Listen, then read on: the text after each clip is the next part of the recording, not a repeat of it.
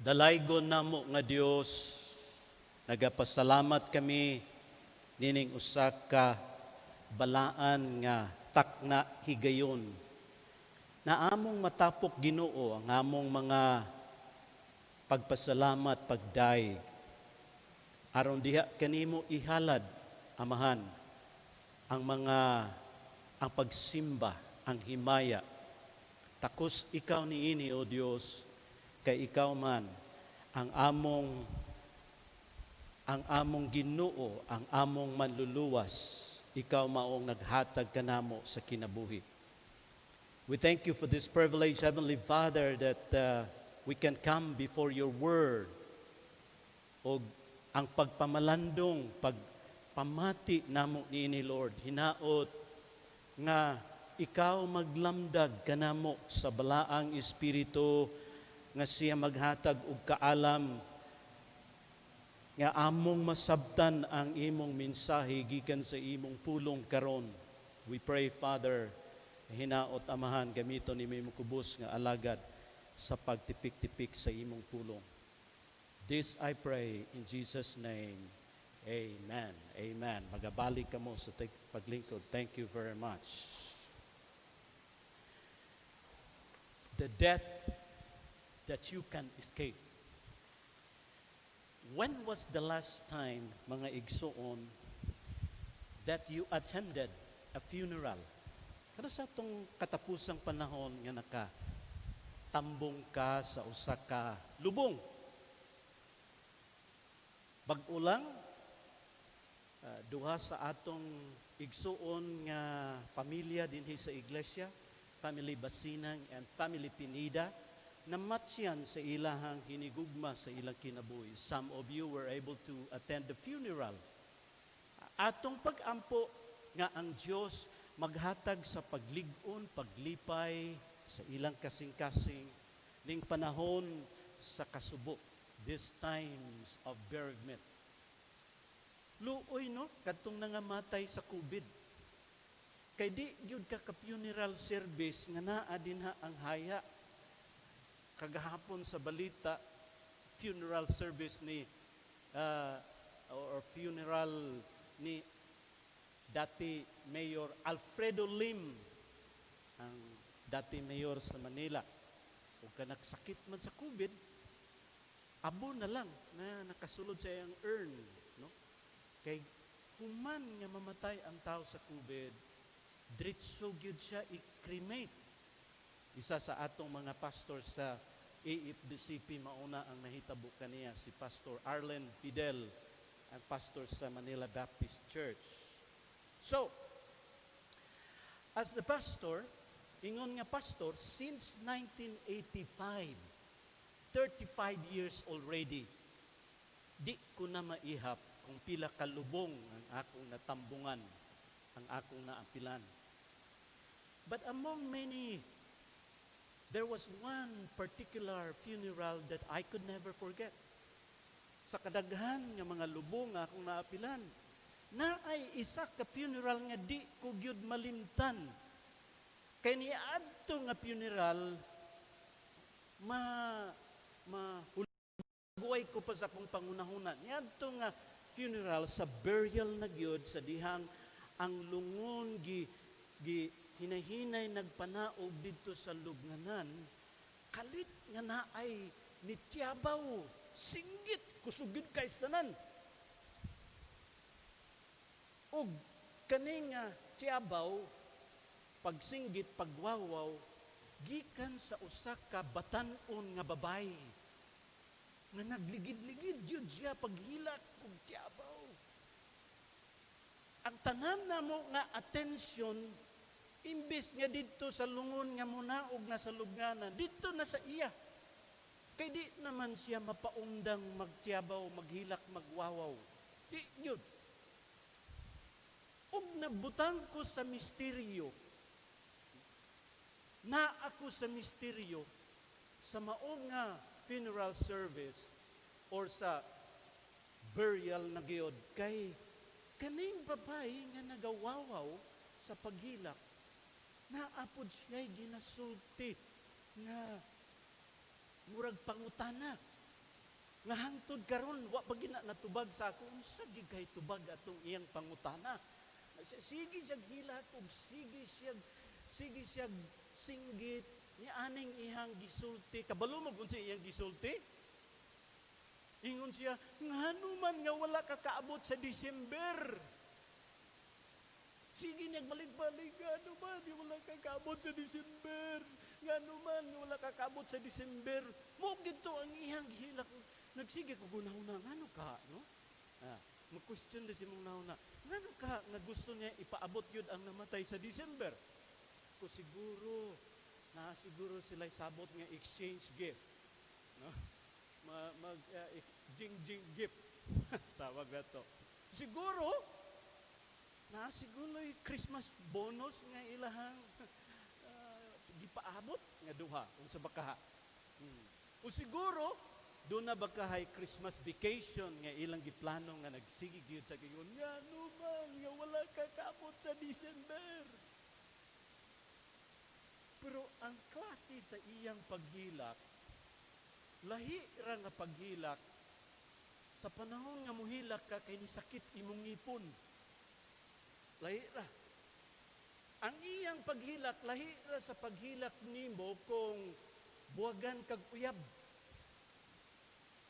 Ang iyang paghilak, lahi ra sa paghilak nimo kung wa ka kapasar sa board exam. Ang iyang paghilak, lahi ra sa imuhang paghilak kung na-hurt ka, o nasuko ka, o gusto ka makig-away. Her cry was a different cry, as this was coming from a very painful heart, painful feeling of a great loss. It was coming from a deep, sorrowful heart. It was coming from a very heavy heart. Kana, grabe nga pagtiyabaw. Mga igsoon, kay balomo, unsa na nga klase nga paghilak. That's what we call mourn. Mourning. Wailing. Lamentation. Sa Binisaya pa, pagminatay, pagbangutan, hilak na nga dunay hagulhul,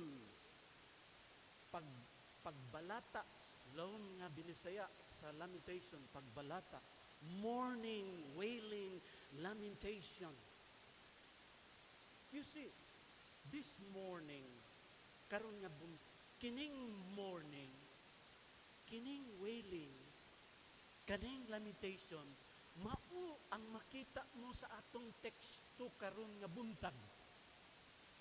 Chapter 5, chapter 6 of Amos.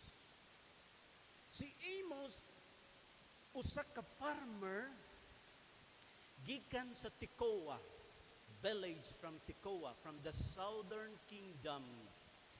And he was a farmer, shepherd, fruit picker. And he was a shepherd, he was a farmer, but God called him to deliver his message to the northern kingdom of Israel, mga igsoon, during the year 760 BC. Panahon sa paghari ni King Jeroboam II. On the north, King Uzziah sa southern kingdom. Ngayon, so makita ninyo ang mapa din na. You have to have an idea. Og si Amos, nagdala ni ining usa ka seryoso og bugat ni mensahe kay mahitungod sa paghukom sa Dios ngadto sa mga katawhan sa Israel.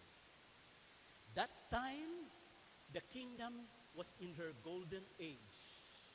Naa sila sa ilang bulawanon nga mga kapanahunan ang ilang gingharian. Golden age, economically, politically, and militarily. We can say, mga igsuon, nga niadtong panahuna, ang Israel, maoy pinakahayahay nga nasod. Maoy pinakamauswagon nga nasod. Mao'y pinakamalinaw, pinakakusgan nga nasod. They were going up and up and up in that aspect.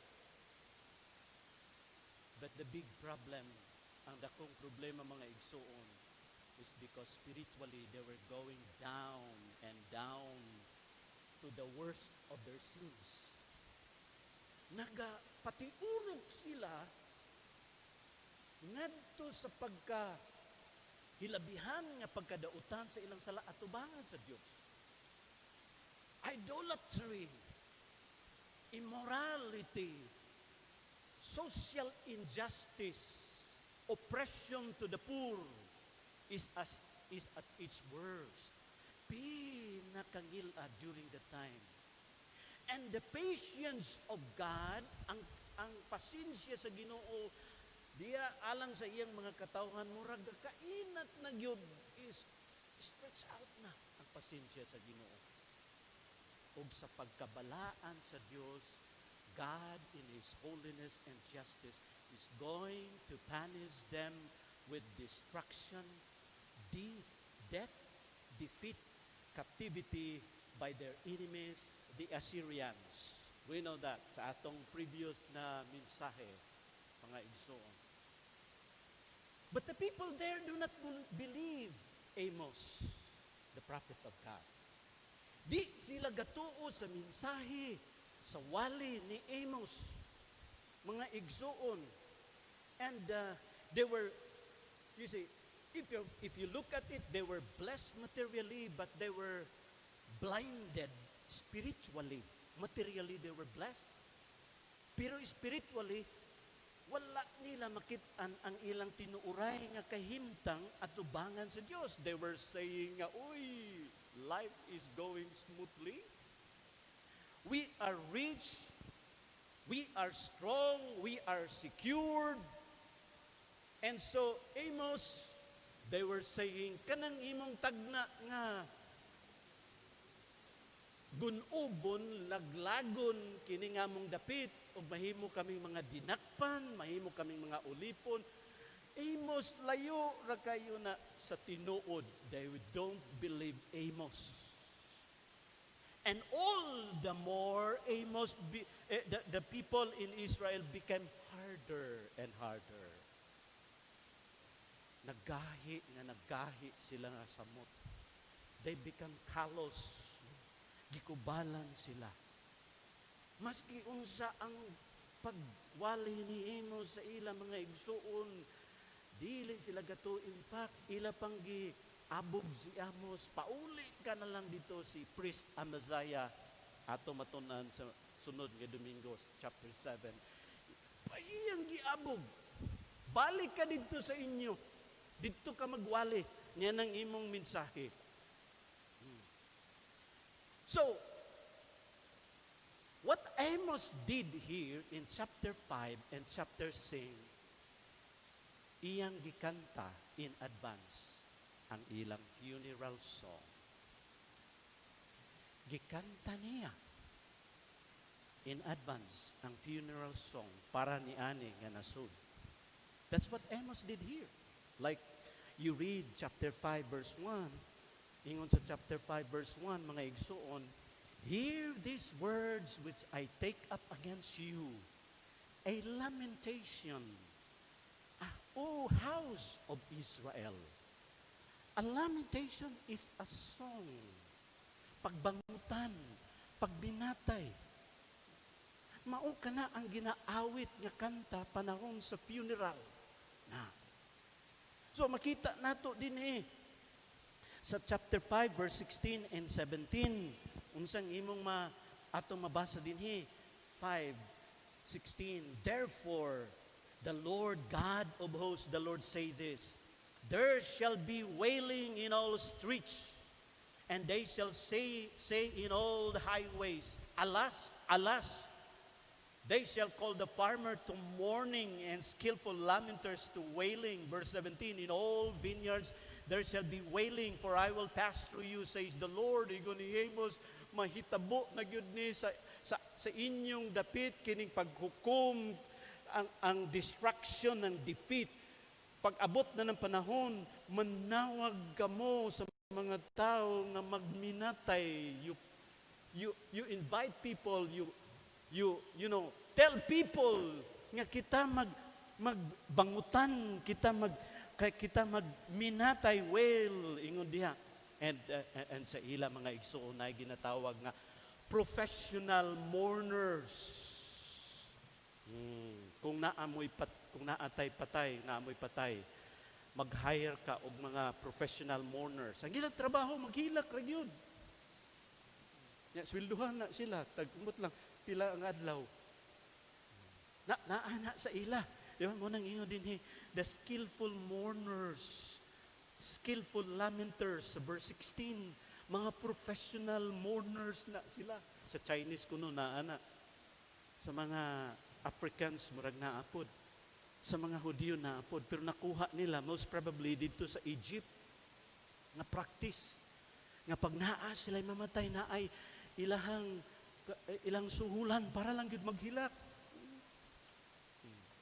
Na isa ka professional mourners nagtanaw ko sa YouTube dito sa Africa gina-practice sa uban nga dapit. Mao man nga trabaho nga inyong gipili, unsa mga klase nga trabaho, unsa kanang professional mourners, parehas na komedyan. Ang komedyan magpakatawa. Kami, ang among trabaho, magpahilak sa mga tao. Muna. So, ingon ni Amos, tawaga ang tanan ng mga professional mourners. Ang mga mag-uuma, kay human naman sila nakatanom. Wala na may trabaho pag magtanom. Tagaan sila trabaho, manghilak na lang sila.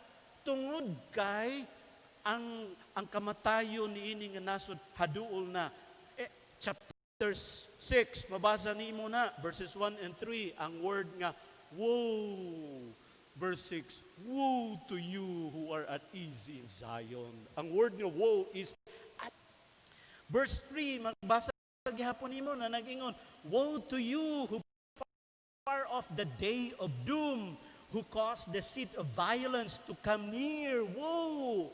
Alas, kana lamentation, kana mao kana ang but ipasabot din nga this was a funeral song. Would you like nga buhi pa ka nga gikantahan na ka sa imong funeral song? But the intention of Amos in doing this, mga igsoon, after nga nagwali siya, mahitungod sa paghukom sa Diyos, ug ang mga katawhan did not respond at all, wala gyud sila nag-respond in humility, submission, and in repentance, di ba? Nabasa nato na sa chapter 4, nga kalamidad gipadala sa Ginoo, pero ingon 5 ka kalamidad gipadala sa Ginoo sa nasod sa Israel, niya ingon ang Ginoo, and yet you did not return to me. And yet you did not return. Wala yun sila nagpakabana, mga igsoon. Busa, gikanta na lang niya. Kaingon niya ang inyong paingnan kamatayon. So, 5 and 6 funeral song. What's the intention of Amos here? His intention is to make them see and feel that as a nation, their death is already at the door.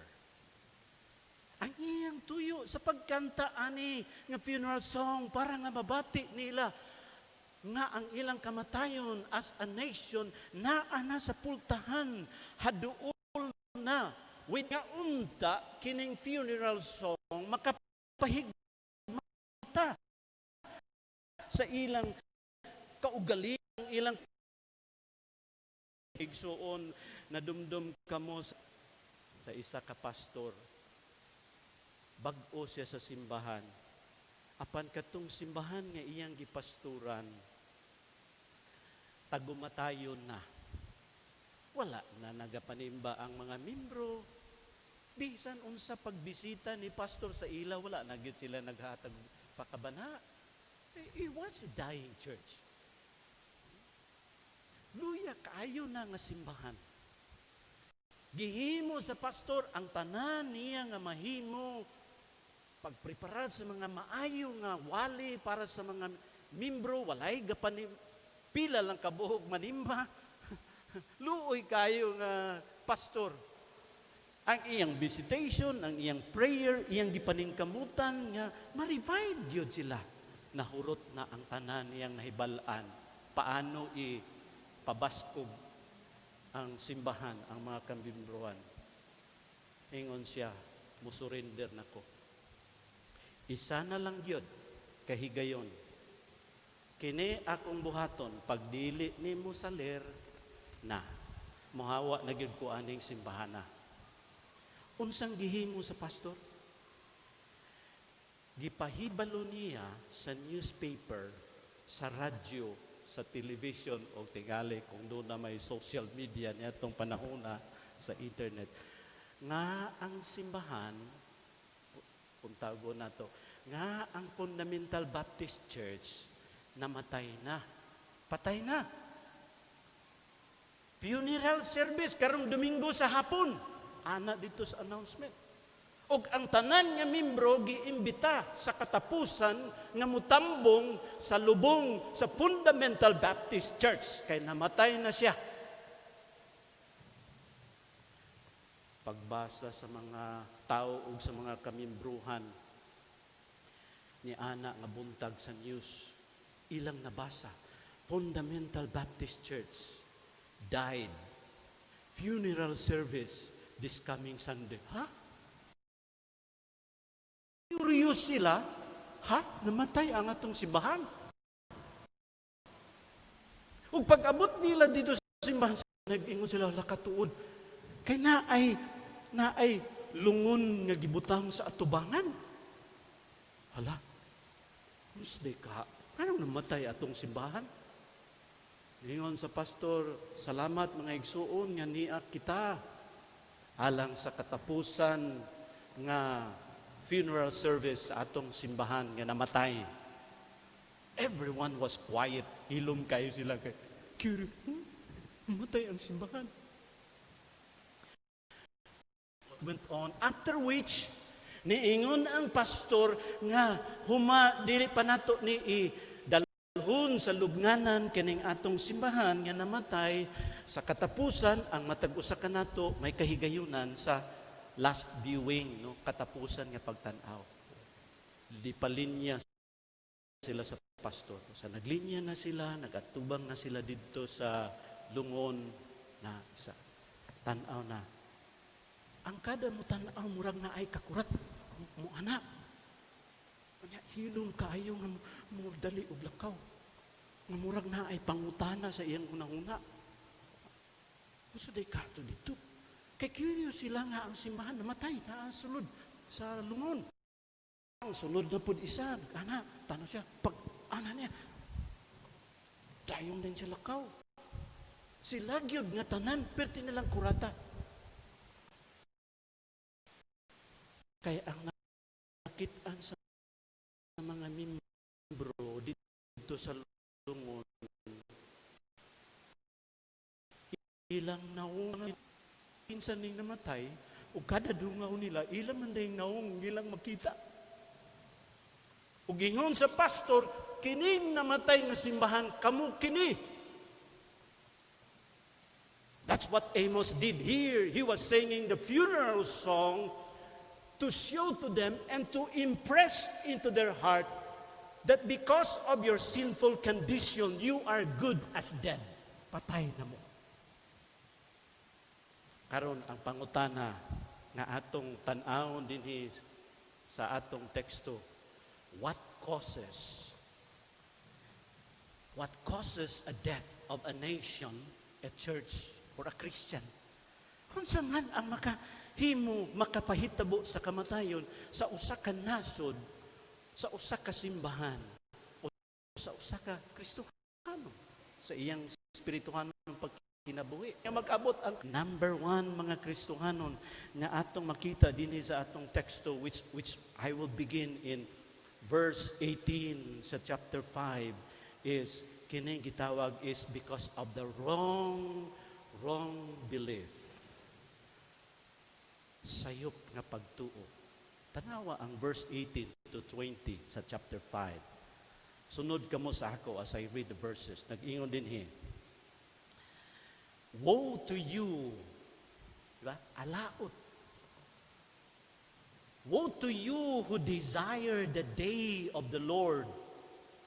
For what good is the day of the Lord to you? It will be darkness and not light. Verse 19, it will be as though a man fled from a lion and a bear met him, or as though he went into the house, leaned his hand on the wall, and a serpent bit him.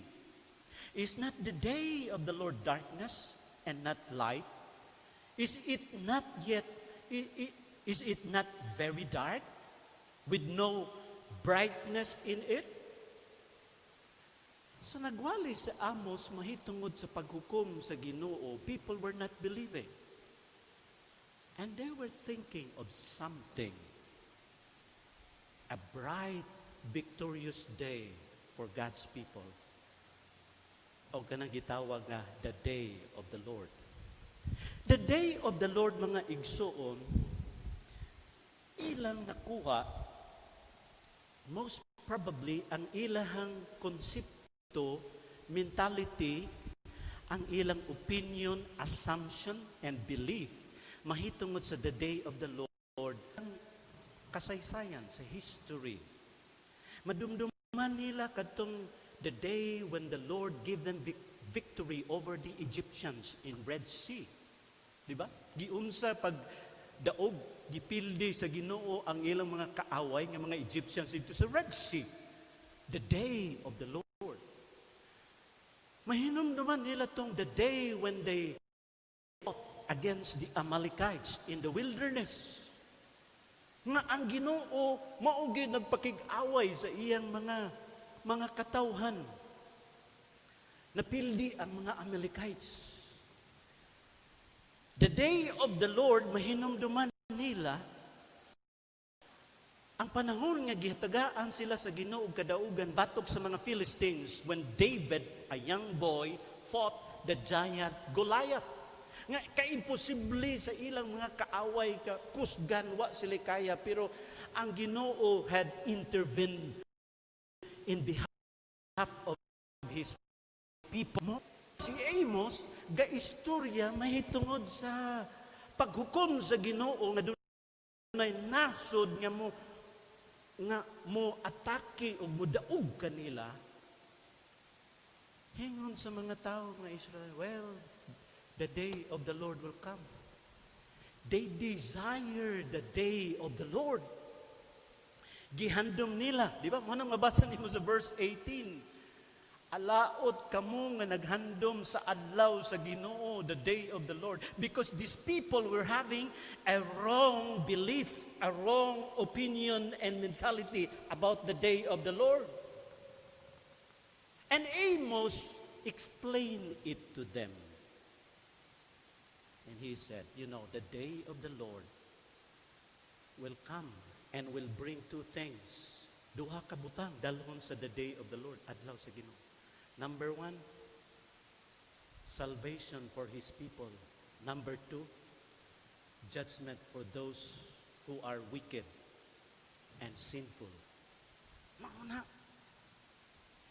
Ingon ni, Amos, gihandom ninyo ng the day of the Lord? Yes.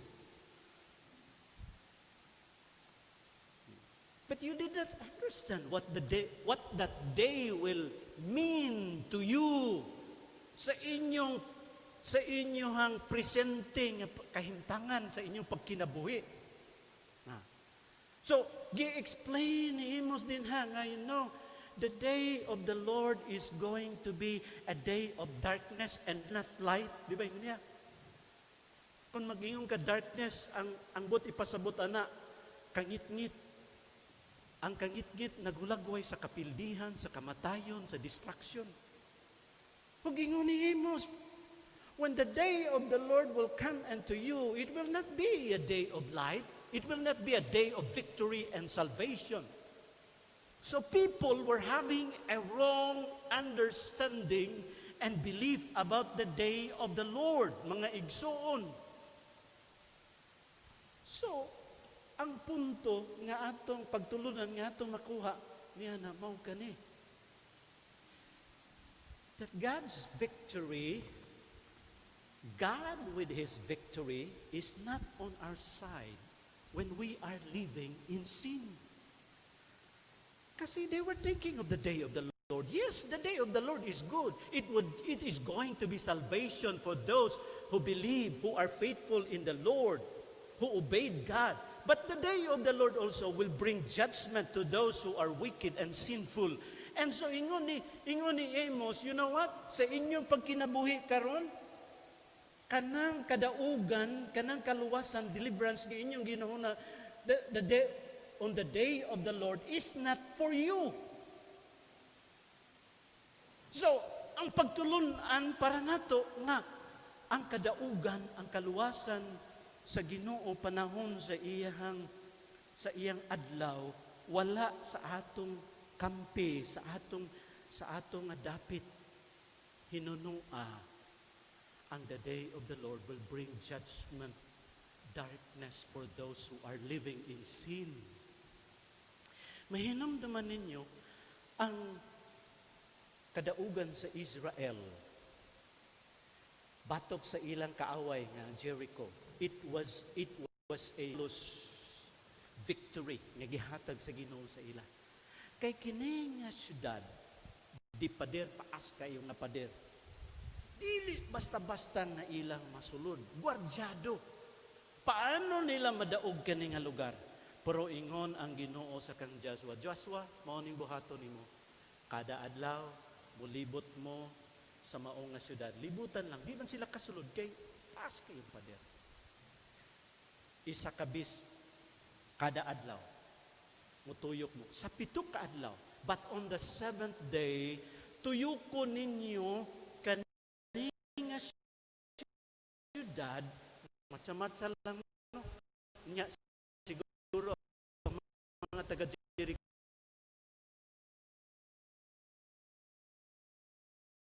noon sa mga naman lang kay sila pildi sa ato. Nya siguro kung ikaw po dito sundalo, mingon nga unsa man atong ginabuhat. Syudad, unya tuyuk-tuyukan lang nato, pero mo nang instruction sa Ginoo, ingon sa Ginoo, pag-abot sa ikapito nga adlaw tuyukan ninyo kapito. Unya sa last round sa ikapito, magsinggit mo nga tanan. Sa dihang ila na nang gihimo sa kapito nga adlaw unsay nahitabo, nalumpag ang pader.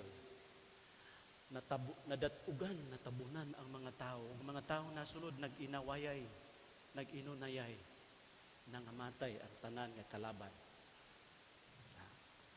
Pagkasunod, ang ilang kaaway ang mga taga-EI. Ang EI, gamay lang kayo nga lugar. Gipadalhan og spy. Tanawa daw dito kung pila ka sundalo ang atong ipadala para nga mugira ana nga dapit. Nag-adto ang spy, pagbalik, report. Joshua, gamay ra kayo nga lugar. Ayaw na ipadala tanan ng atong mga sundalo. Siguro mga katunga lang. Kung siguro 1/3 lang sa atong mga sundalo, kaya kayo na nila. Jericho gani nga dako kay nga lugar, di pader pag yun. So gipadala ang sundalo pagsulong sa EI, pag-abot nila dito sa EI mga igsuon. Kay naunsa man niabot sila kadi sila sa EI nga gamay ra kaayo. Nanagang sila, daghan sa ilang mga sundalo nangamatay, nanagang sila nabalik, ug ingon sila kang Joshua naunsa man nga napildi man mi nganong wa man mi nakadaog dito pagka hibalo ni Joshua perti niyang hilak sa Ginoo. Lord, imong man lang dahil mong gipadala diri para nga mga matay mi diri sa among mga kaaway. Ingon si Joshua, napildi mo kay naay sala diya sa inyong tunga. Joshua, ayo diha pagluhod-luhod o pag-ampo, pangitaan na kung kinsa ng tao nga nakasala sa inyong taliwala, kadumdum mo kang akan. Si Achan, isa ka tao nga nakahimo og sala. Kay dunay gibawal sa Ginoo sa ilang hilabtan dito sa Jericho. Ingon inyo ni hilabtan ha, kani mga kini gikuha man gyud ni Achan nya gitaguan niya dito sa iyang tulda, sa iyang tent. Ug mauto ang nakadala og kapildihan because there was sin in them. The whole idea that would teach us on that section, on that paragraph, is that God's victory is not on our side if we are living in sin. Mo nangingon ni Amos din ha. You are desiring for the day of the Lord, but that day would not be darkness for you. Would not be light for you. It will be darkness. It would be judgment because you are living in sin. It was wrong belief that will bring us to punishment and to destruction. Wrong belief. Sayop. Mauna nga na yung mga propeta sa Old Testament. Mauna nga na yung mga apostolis sa New Testament. Nga naglamdag, nagdala sa pulong sa Ginoo, nagdala sa kamatuuran, kay gawas kun ang atong mga una-una malamdagan o magiyahan sa kamatuuran nga panghuna-huna, mali. Daghan maimpirno because of wrong belief. Nga nagtuo nga, habi na ko, ang simbahan mo, ang reliyon mo, unay makaluwas. Uy, anong 5 akong reliyon, niya man lagi gihapon ko sa impirno. Kay ang kamaturan, dili, reliyon ang makaluwas. Dili, ang simbahan makaluwas. Dili, ang maayong buhat makaluwas. Dili, si Maria ang makaluwas. Dili, ang pagkamimbro sa simbahan mo makaluwas. Ang makaluwas, ang kamaturan mo ni, si Ginoong Hesus Kristo lang. Kinsa nagpalansang sa cross, pagbayad sa silot sa atong sala. So moingon ta, Lord, unta ang imong adlaw mo abot na.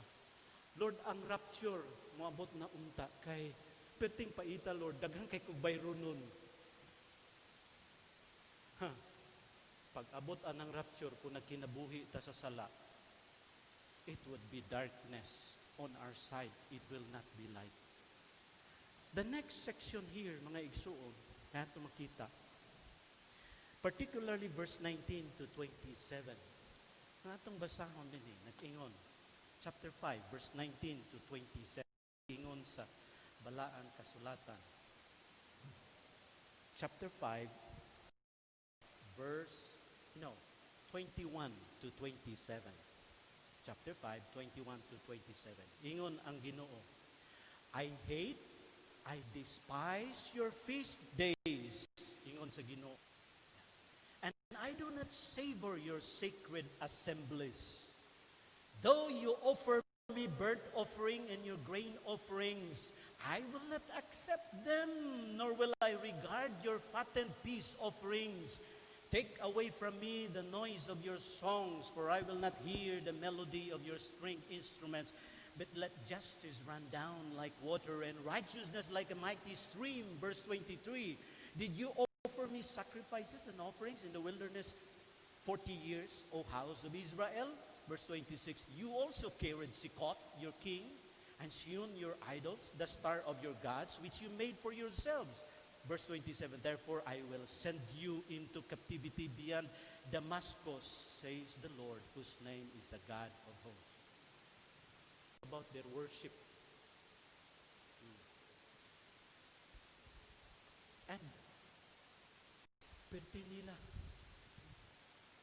Siguro, kay gawali man si Amos mahitungod sa paghukom sa Ginoo nga ipahamtang sa ila. Nagsigi na silang simba. Daghan na ilang mga offerings. Kung sa isa ka Domingo ang offering nila, ang halad nila, isa ka basket, pagkasunod, isa na gyud ka sako, isa na gyud ka bukag. Murag imong ma-imagine ba din na ang kahimtang nila nga naningkamot gyud sila sa mga seremonyas nila. Pero ingon sa Ginoo, wa gyud ko lamihan ang inyong simba. Imo nang nanutos diyan. Ang inyong awit, alingugug lang sa akong dalunggan. Kanang inyong mga halad, unsa man na diha, dili ko na dawaton. Ang hinungdan mga igsuon nga naghatod, nagtulod pod sa ila sa kamatayon, not only wrong belief, but also what I call wrong worship. Mali nga pagsimba.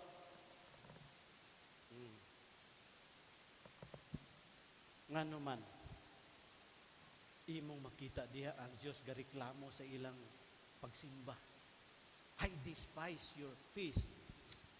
Wa gyud ko ganahi anang inyong mga tigom-tigom kanang inyong mga tapok-tapok ingon sa Ginoo. Ingon sa verse 22, kanang inyong mga offerings di ko na dawaton, mahinumduman ako tong usa ka sa ulitaw pa ko. Pastor ko sa Tagum, nahimo kong birir na isa ka ulitaw ngayang people nang ulitaw o isa ka dalaga po nga yang people nahimo kong birir nga ako tigdala sa mensahe nya katong ulitaw usay mapadalag bulak ako po bitbit bulak ang lisod anay ko nang birir mo isubton kadugayan ba na ay card ako'y magdala usay mo dala og pagkaon na nakurat ko kay katong dalaga nga gipadala ni ingon man nga pastor ing na siya pastor ha nga kung muhatag pa sa sunod di na nako dawaton mura pugkog di man ako'y nanguyab pero mura pugkog napiktuhan kay ako may LBC man ko GNT man ko ako tigdala ing na siya pastor ha nga sa kung muhatag pa sa sunod, di na nako dawaton. Murag ingon sa Ginoo, kanang inyong halad, di ko na dawaton, wa ko na himuot, ana. Ingon sa Ginoo, kanang inyong kanta, ingon niya sa verse 23, take away from me the noise of your songs. Kanang inyong kanta-kanta, bisag unsa pa ninyo yung kanindot ug tingog, kwa, ana. Alingug-ngug na. So, saan na makita nato diya mga igsoon?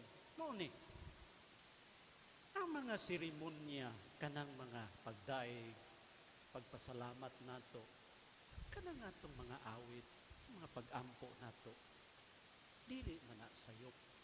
No? Mga gasa na nato sa Ginoo, no?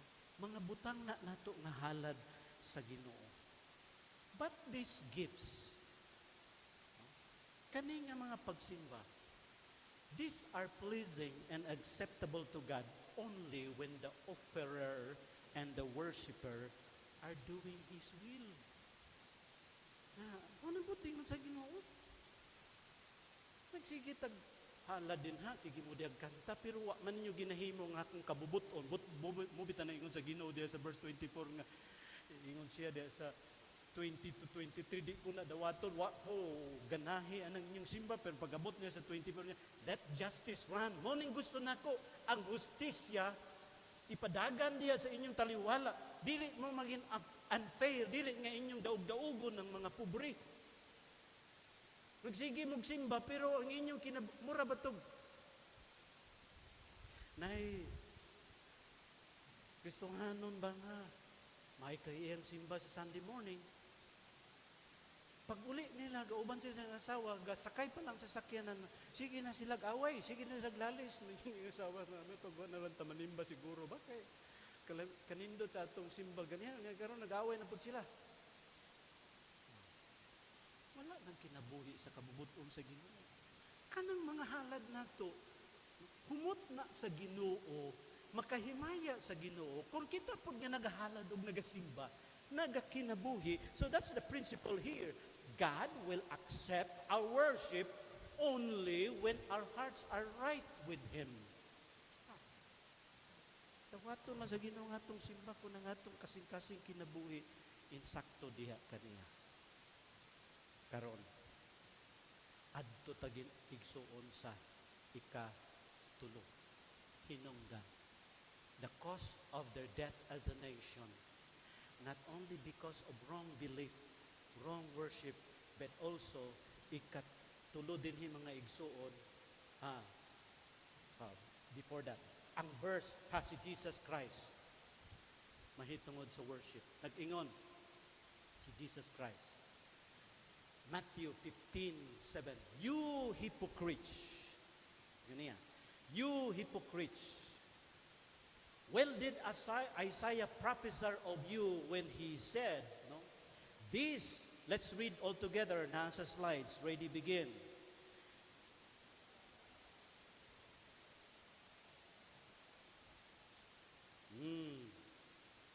Unsang ingon diha ni Jesus Christ? Kining mga tao nagadaig sa kanako sa ilang mga ngabil. Pero ang ilang kasing-kasing perting layua sa ako.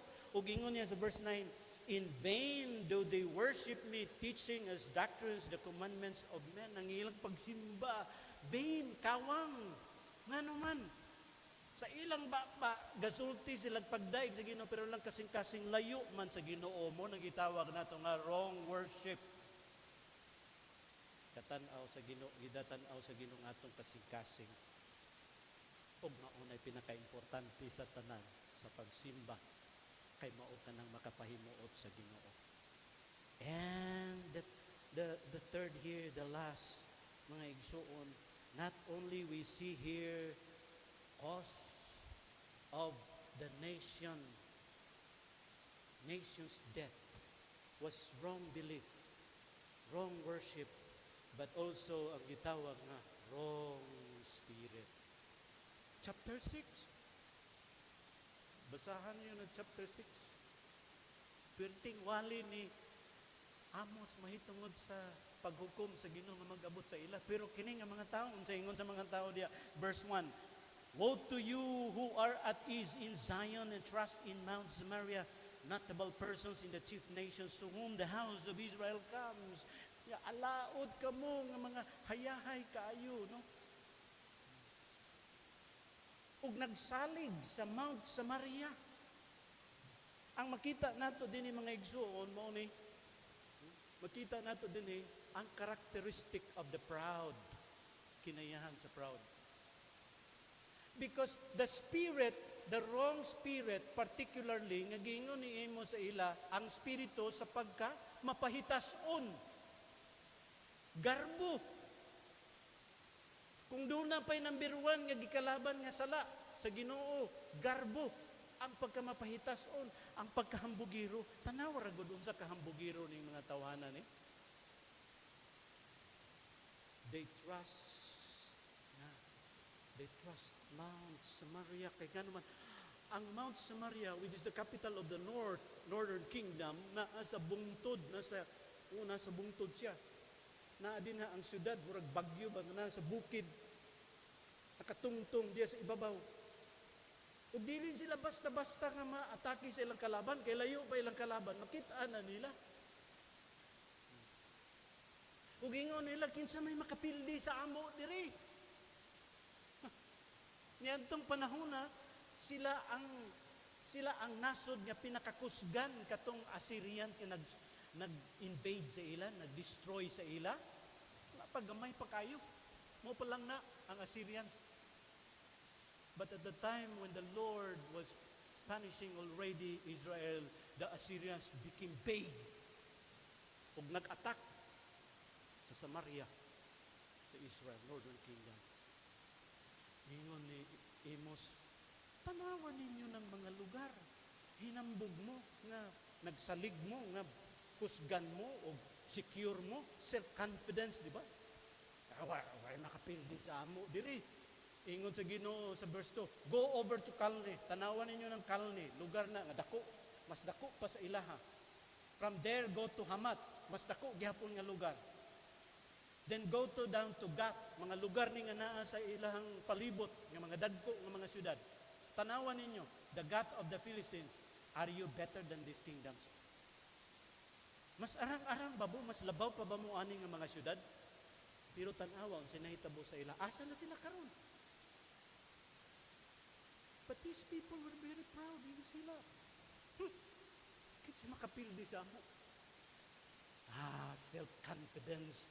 Nato makita nato ang characteristic niya. Verse number 3. Ingon diha, woe to you who put far off the day of doom, who caused the seat of violence to come near. Alaod kamo nga inyong gipalayo sa inyong unahuna ang adlaw sa paghukom na gitawag nila nga self-security.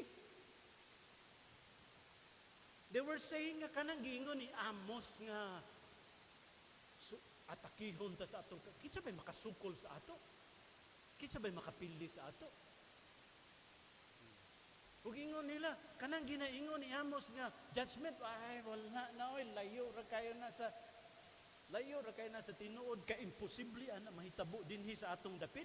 Meaning, not only they were self-confident, but they were self-secured. Ang ilang security na sa ilang kaugalingon. Inya, verse 4 to 6, makita nimo ni 4 to 6. Who lie on beds of ivory, stretch out on your couches, eat lambs from the flock, and calves from the midst of the stall, who sing idly to the sound of string instruments, and invent for yourselves musical instruments like David, who drink wine from bowls and anoint yourselves with the best ointments, but are not grieved for the affliction of Joseph. Look at this. Gitawag na ko ni nga, naapod sa ila ang selfish pleasure. Mga dato ni sila, they live in luxuriously. Ano may yung kang luxurious ang ilang pagkinabuhi? Kita na, ang ilang katli made of ivory.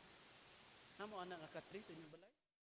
Ako ng pulpugon, ako ng pulbuson tanan.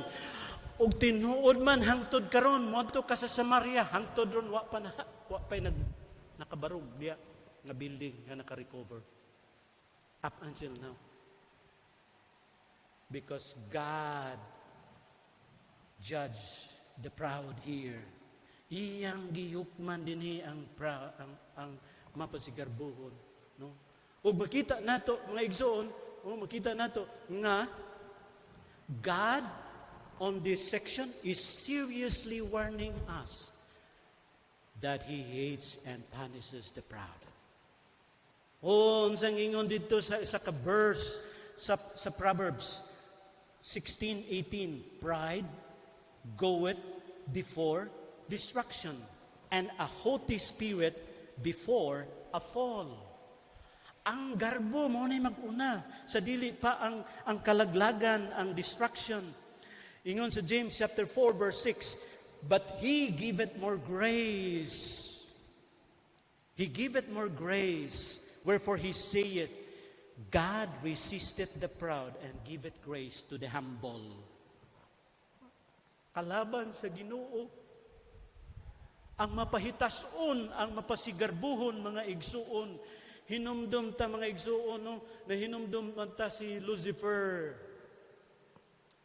Binuhat sa Diyos nga anghel, the number one, the chief among angels, perfect in wisdom and beauty, ingon diya sa Biblia. Pero unsang ingon ni Lucifer sa isa kahigay niya, kita niya iyang kaugalingon, ang iyang kaalam, ug ang iyang pagkaambungan. Ug ingon siya nga, I'm going to rise above my God. Akong labuan ang Diyos. Ba? Gibuhat ka ra sa Ginoo, gusto mong labuan ang Ginoo, ug diha dayon gihagbong siya sa Ginoo gikan sa langit. Nahimo siyang Satanas.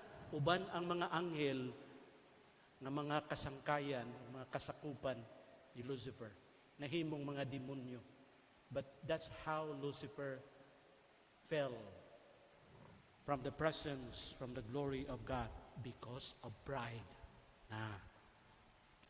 Mga igsoon, Amos sang this funeral song to the sinful, idolatrous, rebellious people of Israel to impress to them that their defeat, their destruction, and their death is already at the door. But let me tell you this morning, mga igsoon, let me tell you, Amos not only expressed lamentation here, he also extended 3 times the invitation of God.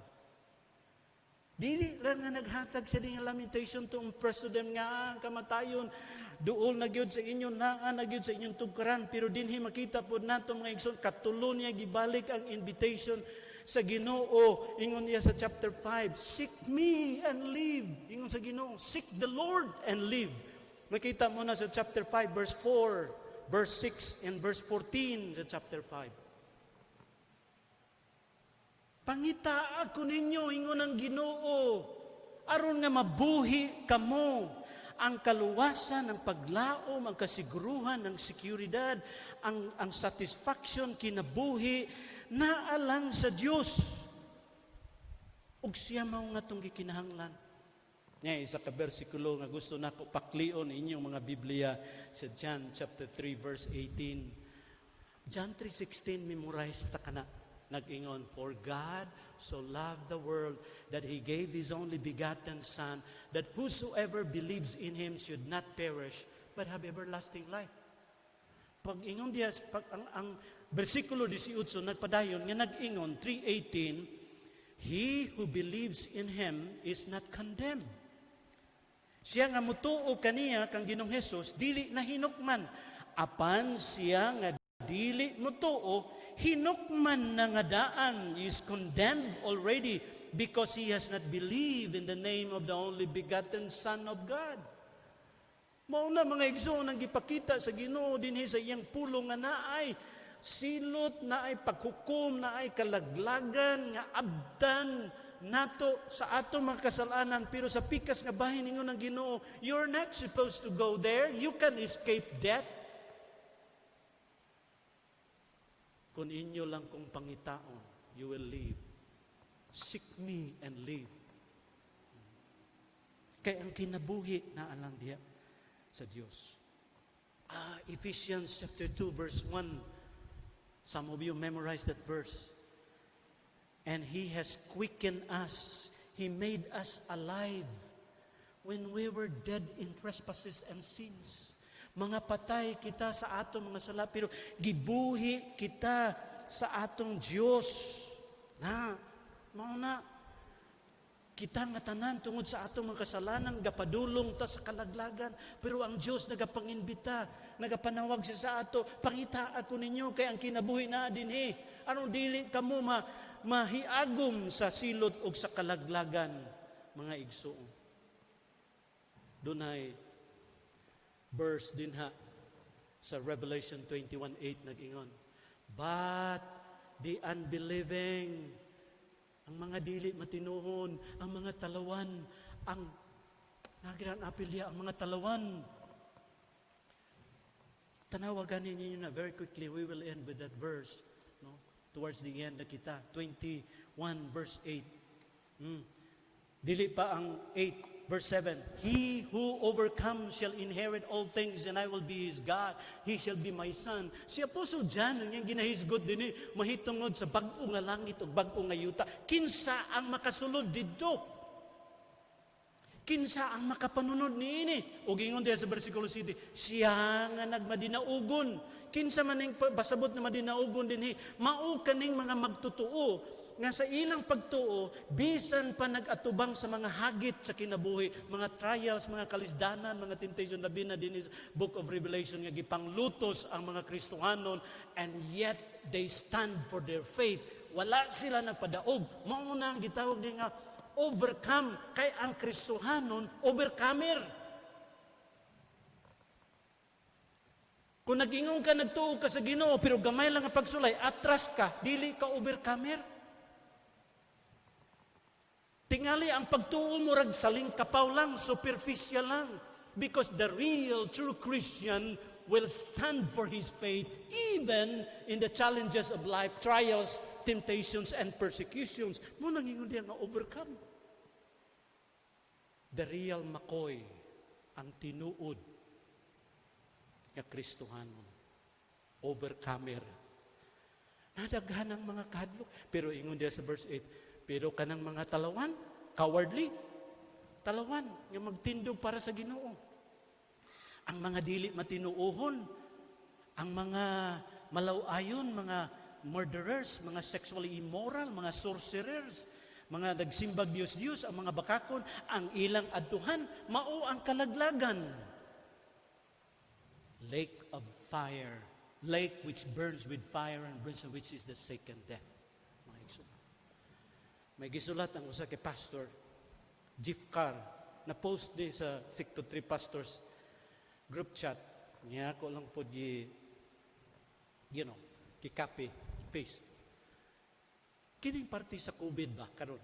Ingon pa niya nga pastor, Jeff Carr, COVID killed more Christian spiritually than it ever did physically.